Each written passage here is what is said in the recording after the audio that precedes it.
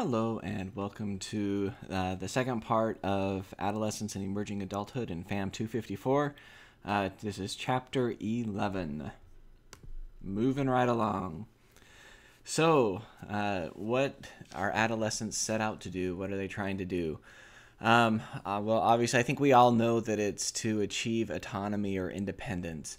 It's to try and figure out that balance of how to be yourself but still relate to other people, including your family. So we know that during this time, there's a kind of a psychological or emotional tendency to push away a little bit from the family in order to be able to gain, your own identity, to figure out who you are and what role you play in society, which also includes your family. So it's not like a complete divorcement from the family, and it's not like the parent-child relationship has to suffer in order for this to happen. But adolescents do need to get a little bit more independence and ability to make their own choices, even more so than in middle childhood. I keep getting texts and stuff during these. I apologize. Crazy stuff. So it's a matter of how to be yourself, while at the same time how you're going to relate to other people. So that's the self-regulation versus the interdependence. So, being able to do what you want to do, think for yourself, have your own opinions, but at the same time, how to rely appropriately on other people, which include your family as well as your friends. So forming an identity then, a lot of ways this happens. Again, within the peer group, to an extent, even within the family and the family interactions are also going to play a role. If you think back to your own adolescence, think about in what ways your family had an influence on your identity development. Were they supportive? Did you develop your identity out of rebellion from some of your family of origin concepts? And then think about the role that your peers played as well. Were they supportive? Did you switch friends multiple times, switch peer groups in order to match, a new identity? Did you do anything crazy? Did you dye your hair several different colors or get multiple piercings? Or something that, would have normally been out of your character from middle childhood and even some of your adolescence as well. Something extreme or drastic. All of those things really kind of fall into, this identity formation in adolescence. So this is one model of it, and I believe this is based on Piaget. So basically, exploration here in the very first column is the adolescent going out and exploring who they are, these different aspects of themselves. Commitment is locking into a particular identity. So if the person has done some exploration and they've also made a commitment to a particular identity, then he would say that they've achieved it. They've achieved their identity. If they're exploring and they haven't made a commitment to one, he calls that being in a moratorium. And being in that category, the moratorium, is not necessarily a bad thing. In fact, we want to see adolescents out there exploring different identities. Have them explore these different aspects of themselves, their talents, their strengths, their weaknesses, trying to figure out all of these things about themselves. So we want to see that exploration. For me, the danger comes when they haven't done any exploration. So if they haven't done any exploration, but they've made a commitment, we call that foreclosure, and that can be a somewhat dangerous area for an adolescent emerging adult to be in. This would be where they felt some sort of pressure, either from friends or family, to not even consider other alternatives, but to just kind of solidify this is who they are and what they're all about. For example, it might be, my grandpa was a dentist, my dad's a dentist, so obviously I'm going to be a dentist, or lawyer, or something of that nature.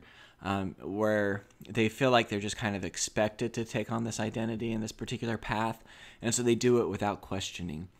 So that can be dangerous, as I said, but sometimes it works out as well. Sometimes, they're happy being in that. Some people are happy having the decision made for them. If so, that's okay, but there can also be a lot of resentment built up within that category as well. And then finally, diffusion. Depending on kind of where the person is at, that can be good or bad. Probably similar to an extent for foreclosure.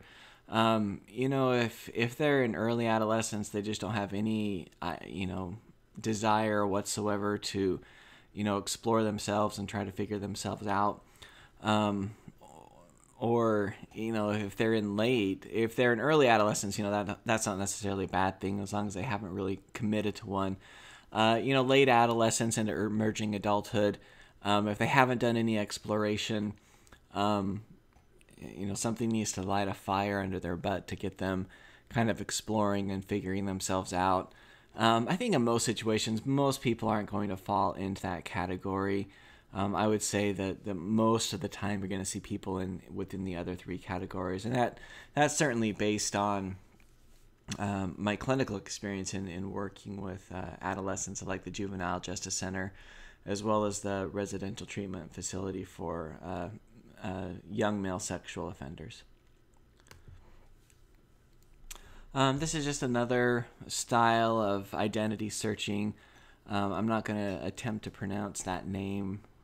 But he has three different styles. So the informational style is basically where the teenager, the adolescent, is going to go and search out different areas, different identities, and kind of based on what they find out about themselves, then they're going to look at their plans and their behaviors and sort of model things accordingly.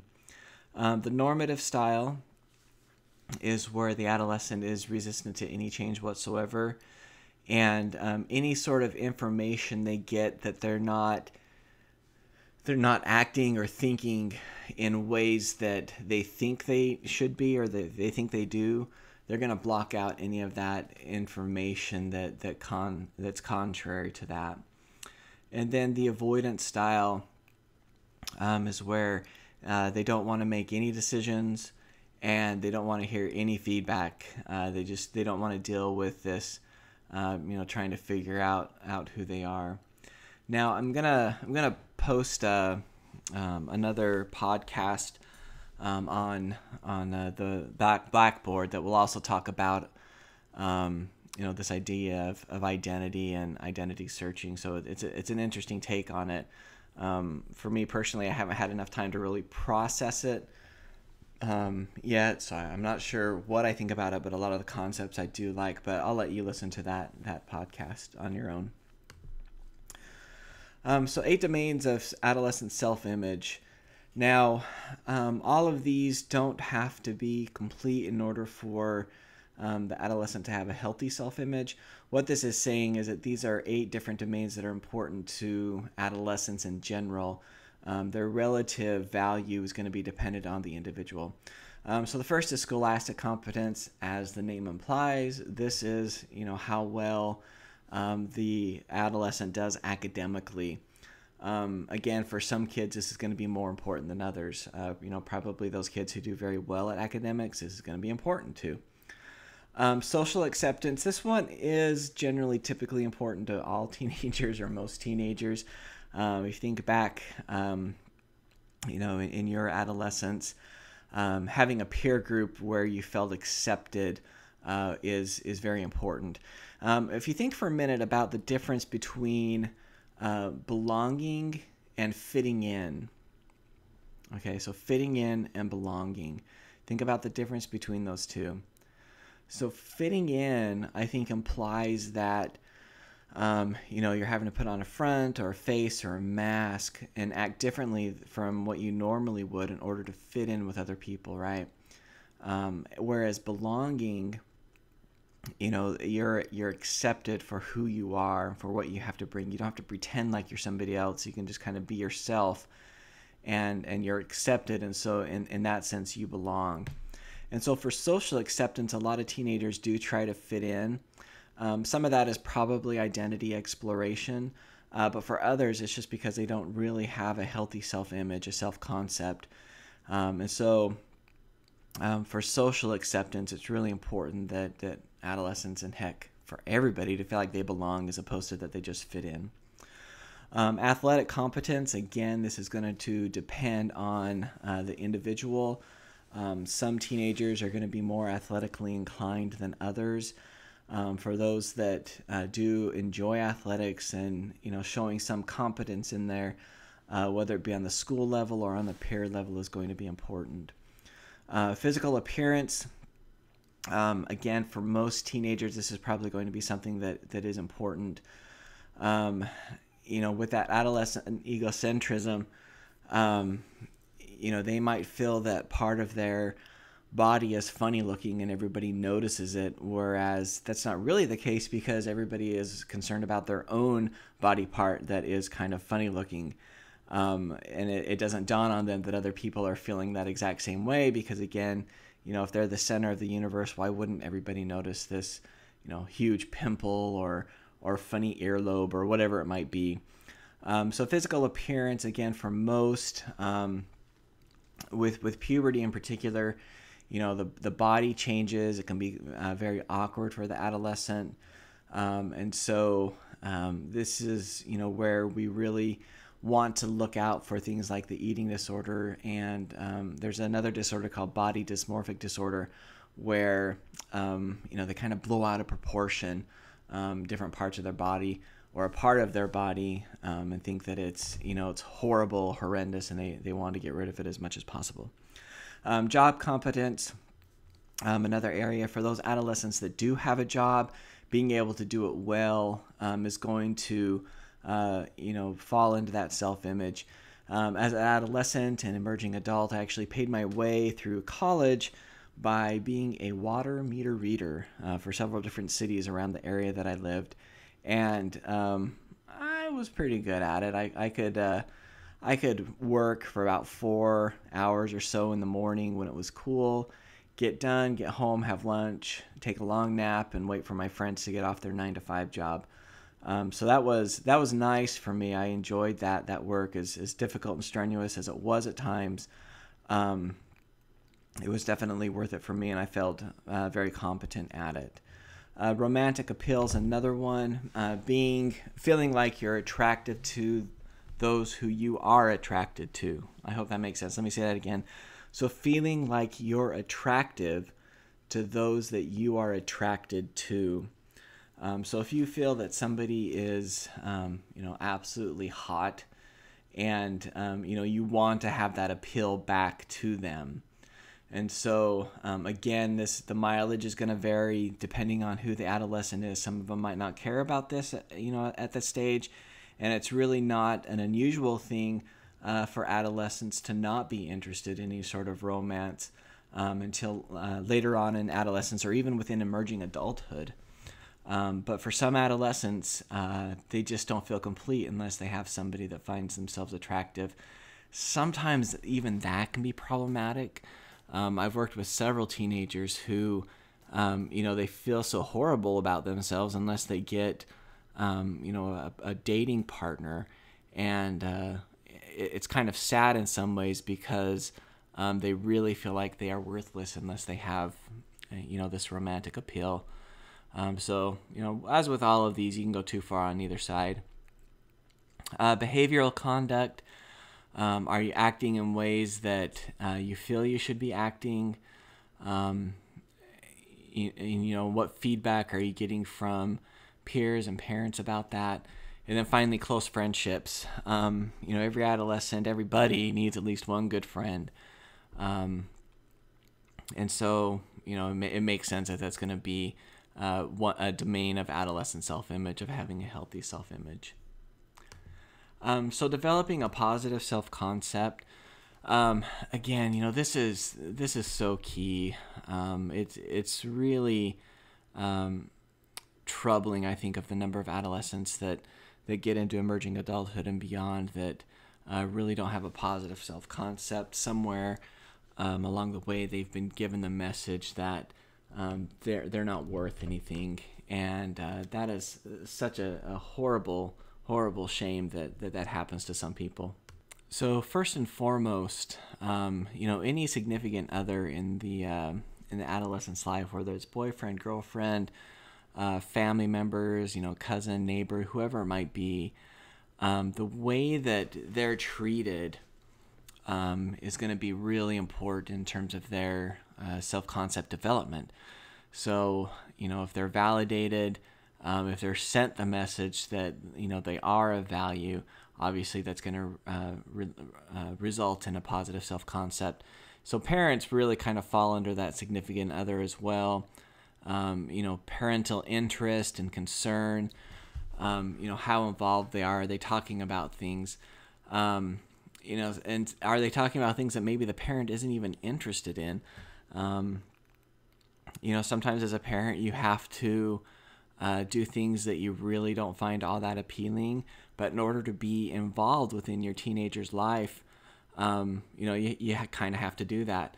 My family and I just got back from a trip at an amusement park, and I was going on the rides with my kids, and it wasn't like anything really, scary or anything. It wasn't a big amusement park. It was very small. But at one point, I just got dizzy and sick to my stomach. And it was kind of surprising to me because, when I was younger, that never really happened. But in this case, I rode this ride where it's almost like one of the old school merry-go-rounds where you stand up along the back of a enclosed circle, and then they spin it around really fast, and it basically throws you up against the wall behind you, and then they tilt it up. And that was okay until they started slowing it down, and I started feeling a little dizzy. And then right after that, we went on the ride where you're on like a canoe. Basically, it looks like a big boat, and it swings back and forth, and we sat on the end, and boy, on that is where I really started feeling nauseous and very sick to my stomach. And so after that, my kids wanted me to go on a couple rides, and I just told them I have to recuperate here for just a moment. And I thought about back in the day when I was their age, 10, 11, 12. At that point in my life, I was basically an only child. I'm the youngest in my family. My sisters weren't in the picture. And so whenever we went to the local amusement park, my poor dad had to go on all of these rides with me. And I was thinking back on all of these rides that I took him on, the roller coasters that go upside down, and these other rides that kind of flip you around upside down and side to side. And I think about how sick he must have gotten as well, and it definitely increased my respect for my dad that much more, because he was definitely involved and probably had no desire whatsoever on his own to ride some of these rides. Yet he stuck it out for me so that I could enjoy that part of my childhood. So really having that interest and concern, and then additionally the discipline as well. Now with discipline, there's definitely two parts to it. There's that warm aspect of having that concern and that interest, and then there's also the limit setting as well. Both of those are still important within adolescence. Something that hopefully is a pattern that began in childhood that's continuing on here in adolescence as well. Stress can also play into the development. If somebody is in a high degree of stress, for example, if they feel physically threatened frequently, that's definitely going to have an impact on their self-concept. If you think of Maslow's hierarchy of needs, that bottom need, is safety and security. And if that's not met, then according to Maslow, you're not going to be able to work on these other things like, self-concept and self-actualization and those sorts of things. So, the level of stress is also going to have a real role in that. Physical disabilities could go either way. Some people with physical disabilities can feel pretty down on themselves. Other people accept it and are able to, work around it to be themselves and develop that positive self-concept. So that really can go either way. But just kind of being different from your peer group, it can present a challenge, but it's definitely not insurmountable. Plenty of people have done it in the past. Gender also plays a role. Again, the way society treats boys versus girls, it's going to play a role, particularly if you don't fit your gender stereotype. That can be very different. One of the things that really has had a pretty significant change in this, I think for the better, has been the GLBT movement, who've really kind of said, these are gender stereotypes and we don't necessarily need to fit them. I, for one, have been very grateful for that, in that I can enjoy musicals and not enjoy watching sports on TV, and that is okay, because that's just not what I'm interested in. And so I can do some of these things that, back when I was growing up as a teenager, I, in a lot of ways, had to fit in, or I had to feign interest in some of these things, just because, that's what was accepted. So society has changed a little bit for the better, but don't get me wrong, we still have a very, very long way to go. Ethnicity can also impact, again, depending on how you're treated. If people, are racist, or what would you call it, ethnists or something, I don't know, treat you differently because of your ethnicity, that can have some damaging effects, obviously. For those that don't know or think it's gone, racism still definitely does exist, and it is definitely still a problem in society. I think one of the key factors that lets you know that it still exists is that we have laws preventing it. The laws wouldn't be there if we didn't need it, and so it's I think a pretty good indication that sort of thing still happens. And then finally, divorce and blended families can play into it as well. We talked about previously that the main component that's going to determine how the child or adolescent adjusts to the divorce is the parental conflict. So that's still going to be the same here. And blended families can just cause a whole nother a whole nother set of problems in terms of getting along with step siblings and step parents. In my own practice, I've seen conflict between step parents and stepchildren really kind of spiral out of control in a lot of ways, and it's not a good thing for the teenager or for the step parent, for that matter. So your slides are going to have a little break there as well, moving into part 2.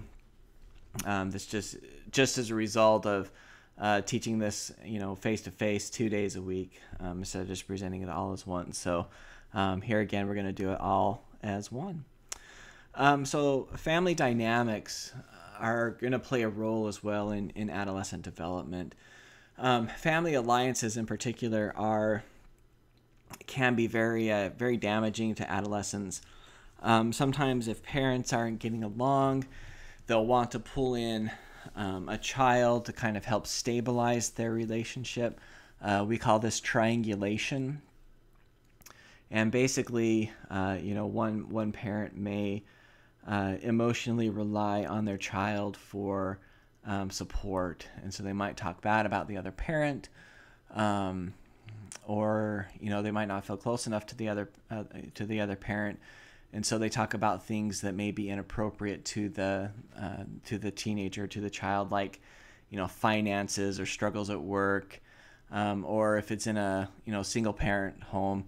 I've also seen it, the parent talking about their dating life to their adolescent. This can cause a lot of problems, as you may guess, with the adolescent. If you think about some of what those may be, it would be things like, maturing too quickly in order to deal with some of these things.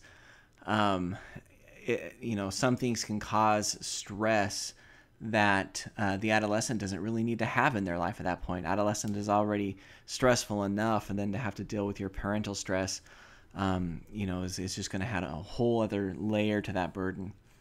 And so it's important for parents to have clear boundaries with their kids and with each other, really, so that conversations and interactions are done at an appropriate level. If there are alliances, parents need to become aware of these and start to rebalance and start to get on the same page with each other. Parenting styles and monitoring.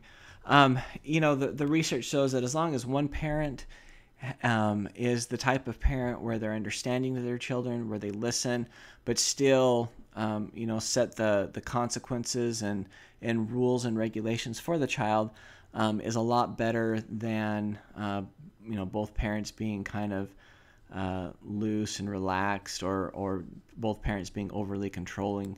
Obviously, it's best if both parents are, have that same style of warmth, respect, and setting rules. Than the other mixes of those types, but at least one of them needs to have that. And it's also important for parents to monitor their kids. You got to be aware of what your teenagers are involved with, and it's a careful balance between trust and privacy versus keeping them safe and being aware of what's going on. I know of some parents, one parent where he just happened to pick up his daughter's cell phone and for whatever reason stumbled on her text messages and found that she had been sexting. And so, with that, needless to say, the phone was taken away and a lot of education, I think, happened. But, he never would have known had he not just out of random needed to use her phone to send a message and stumbled upon those. So again, there's that careful balance between privacy and trust versus keeping them safe and helping them, grow up and develop appropriately. There really is no right or wrong answer to it. Some people, don't mind having the spot checks in their kid's room. Other people are, I'm going to let them have their privacy until they give me suspicion that they don't or that they can't have it. It really just depends on the parent, and in particular, it depends on the child and the children. So, but in general, it's still good that if a teenager is going somewhere, to ask those questions that you see on the public service announcements. Where are you going? Who are you going to be with? What time are you going to be home? What are you going to be doing? Who's going to be there? Are all important questions that need to be asked. Even with our oldest daughter, who we know has a very good peer group. She selects friends that are very good, not real prone to getting in trouble and doing crazy things. But we still ask her those questions whenever she's, going to hang out as a group of them. It's just part of being involved as a parent. So who would adolescents rather talk to when it comes to these different categories? So for school success, they would rather talk to their parents as opposed to their friends. You have to think about to some extent why that would be. Sometimes for teenagers, being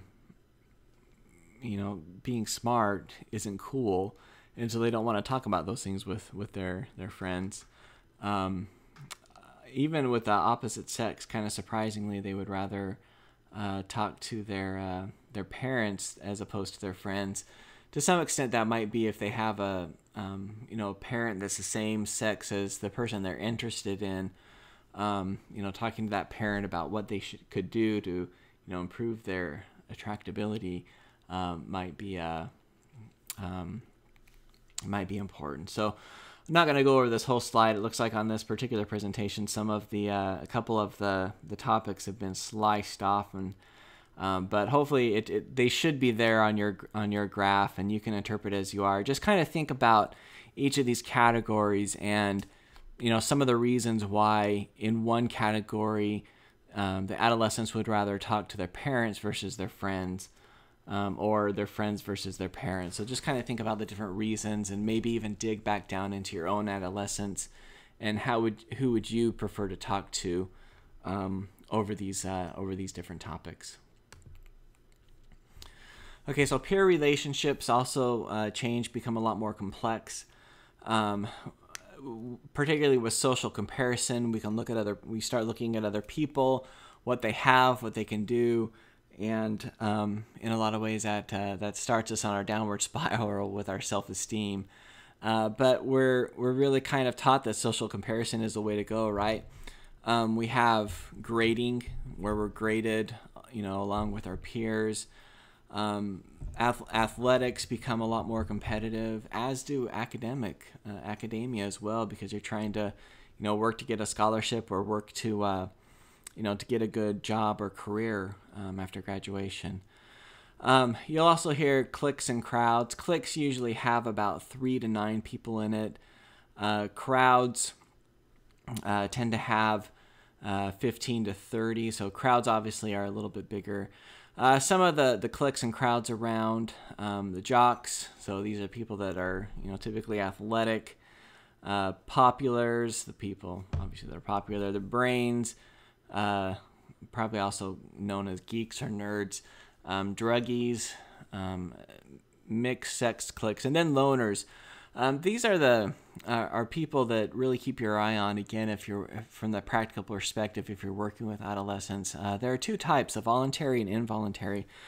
The voluntary loners are those that just kind of like their alone time. They like to be aloof, and that is absolutely okay. To some extent, even these loners are looking for a connection, but sometimes if they're very introverted, they just need their alone time, and that is okay. Now, those that are involuntary are the ones that are shunned by their peer groups, and that can be a little dangerous because they desperately want, connection. They want to be with other people. They want to interact and talk and to have a friend, but maybe they don't know how. Maybe they feel like their self-worth is so low that nobody would want to be their friends. But it's important to keep your eye on these people. A lot of times as helpers or as parents, working with adolescents, it's easy to kind of fall into be with the more popular adolescents because they like you or whatever. So it's really easy to kind of fall into that and ignore these people who are being ostracized. So it's important to not let things go to your head. Like if you were never popular as a teenager, but now you're working with teenagers and you find yourself very popular, you need to take a step back. We need to take a step back and still look at those kids that are being ostracized and make sure that they're reached out to and that they're brought into the group as well, because it can be very painful for these teenagers to be ostracized and to be a loner when they don't really want that. Okay, so dating.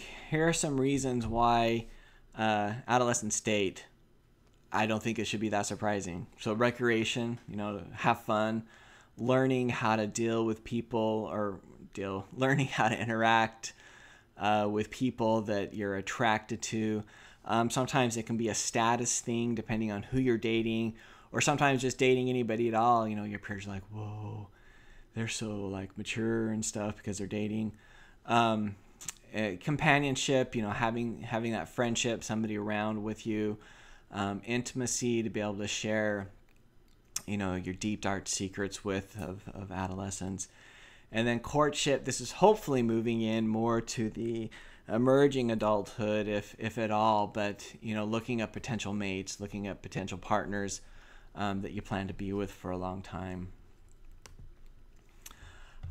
So risk and resilience in adolescence. We're seeing kids even in late childhood starting in some of these risky behaviors like smoking, drinking, and doing drugs.